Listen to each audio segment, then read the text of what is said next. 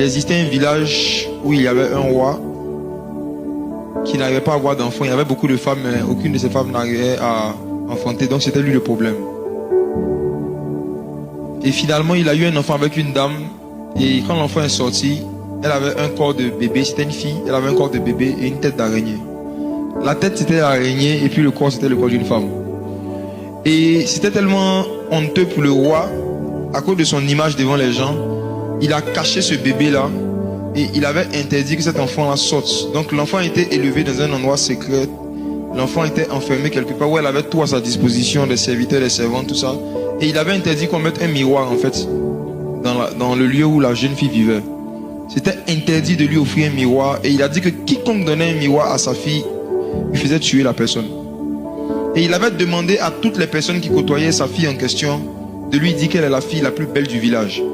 Et que si jamais elle demande pourquoi on ne la laisse pas sortir pour aller se promener dans le village, il devait lui dire que c'est parce qu'elle est trop jolie. Et que son père avait peur que des gens la draguent et lui fassent du mal à cause de sa grande beauté.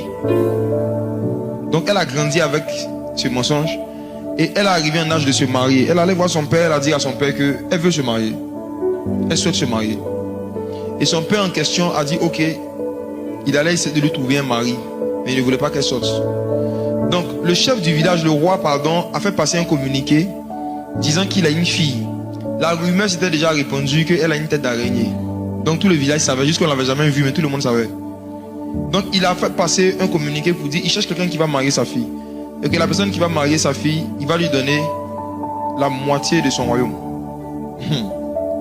L'histoire raconte que personne ne s'est proposé candidat. Même les plus pauvres planteurs. Personne. Personne ne voulait marier la fille du roi. Et le roi lui-même a commencé à se promener de maison en maison pour demander pourquoi est-ce que... Toi tu es célibataire, pourquoi tu vas marier ma fille? Il dit elle est trop jolie. Donc les villageois répondaient qu'elle est trop belle, ils ne peuvent pas supporter la beauté. Qu'ils ne l'ont jamais vue, mais ce qu'ils ont entendu d'elle, c'est trop beau. Et un jour, quelqu'un est venu d'un village lointain. Il a dit qu'il a entendu l'annonce et que lui il est intéressé. Donc, le roi l'a reçu, le roi lui a présenté la fille, il a vu la fille, il a dit elle correspond exactement à ce qu'il cherchait. Il a pris la fille, ils ont fait une cérémonie de mariage en privé. Le roi voulait lui donner, comme il avait promis, la moitié de son royaume, il a refusé. Il a dit que ce que lui veut en échange, c'est qu'on le laisse partir avec la fille dans son village lointain. Il veut quitter le village avec elle pour aller loin. Donc le roi a accepté. Parce que lui-même ça l'arrange. On te débarrasse de la fille et puis tu gardes ton argent. Et c'est comme ça que la fille s'est mariée avec ce monsieur qui était très beau. Et lui aussi il était l'homme le plus beau de son village. Il a ramené la fille dans son village. Et le jour de la lune de miel, il lui a dit qu'il a un cadeau pour elle. Et ce cadeau, il lui a offert un miroir. Quand il lui a donné le miroir et qu'elle s'est vue, elle était choquée, scandalisée, blessée en même temps parce que toute sa famille, tout le monde lui avait menti pendant toutes ces années. Et en même temps, elle s'est demandé, mais pourquoi toi, malgré que je suis comme ça, tu m'as pris? Et pourquoi parmi tous les hommes du village, même ceux qui étaient déjà les plus pauvres, pourquoi personne n'a essayé de me prendre pour sortir de la misère? Toi, tu étais déjà riche, tu étais déjà beau, pourquoi est-ce que tu es venu m'épouser? Et il lui a dit, je suis le seul qui a accepté de te prendre tel que tu étais parce que je suis le seul qui peut te transformer. Il a dit, ce n'est pas parce que les gens sont méchants qu'ils ne voulaient pas t'épouser, c'est parce qu'ils étaient incapables en fait de te redonner une vie, un visage normal. Et que lui, il a cette capacité. Et c'est comme ça qu'il a donné un nouveau visage à cette fille, il a enlevé sa tête d'araignée. Cette femme dont on parle, cette femme dont je parle, c'est plusieurs parmi vous. Vous avez une image de vous que vos proches vous ont donnée qui ne correspond pas à ce que vous êtes en réalité. Le miroir en question, c'est l'évangile, c'est la parole de Dieu. Si vous regardez ce que vous faites dans le secret avec l'évangile, vous savez que vous êtes des gens affreux. Vous faites des choses graves. Quand vous regardez votre caractère, votre comportement, les pensées qui vous animent même par rapport aux gens, les soupçons que vous avez sur les gens, la haine, la colère, la méchanceté qui est dans votre cœur vis-à-vis des gens.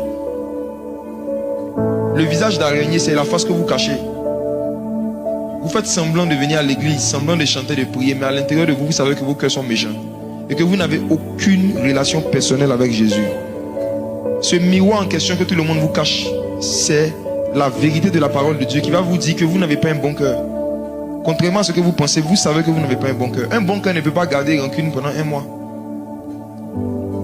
C'est un mauvais cœur qui garde des mauvaises choses. Et cet homme qui est venu de loin, vous savez qui c'est? Le plus beau, le plus riche. Le seul qui peut vous prendre comme vous êtes et vous transformer. Je vais lancer un appel. Si tu es en train de m'écouter, tu sais à l'intérieur de toi que tu n'es pas converti, tu n'es pas né de nouveau. Tu fréquentes juste des milieux religieux. Mais il y a un côté animal. Pourquoi j'ai pris l'exemple d'une femme qui a une tête d'animal? La Bible appelle l'homme animal. Toutes les personnes qui ne sont pas nées de nouveau, qui ne sont pas remplies du Saint-Esprit, qui sont charnelles. Tu ne veux plus être un homme animal, tu veux devenir un homme spirituel. Tu veux que Jésus te transforme. Jésus a dit que celui qui croit et qui sera baptisé sera sauvé. Celui qui croit et qui sera baptisé. Si tu as été baptisé alors que tu n'avais pas encore pris la décision de te repentir et de devenir disciple de Jésus, ce n'est pas un baptême que tu as fait. C'est une baignade.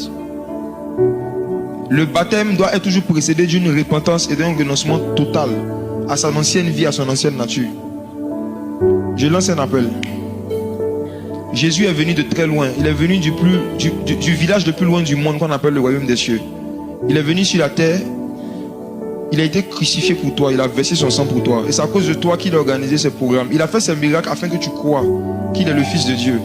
Et que c'est lui seul qui peut te prendre, changer ta face de bête et te donner une vie nouvelle, un cœur nouveau. Qui veut donner sa vie à Jésus pour de vrai? Se marier avec lui.